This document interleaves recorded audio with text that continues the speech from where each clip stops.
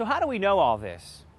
It's because Marco Polo glorified his adventures in riding while doing a little time out in a prison right here in Genoa.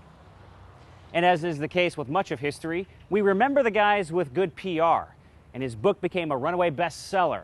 Not an easy feat during a time before the printing press was even invented. Marco Polo was doing time in prison because the two city-states of Venice and Genoa had a brief little war. Marco was fighting for Venice because that was his hometown, and was captured, thus landing him in the slammer right here in Genoa. It'd be funny if I hit one and they all just kind of...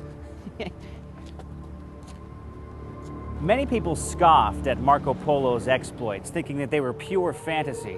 But almost 200 years later, Christopher Columbus, who grew up right here in Genoa, Italy, would read Marco Polo's book and became enamored with the idea of visiting these strange lands that Marco Polo described.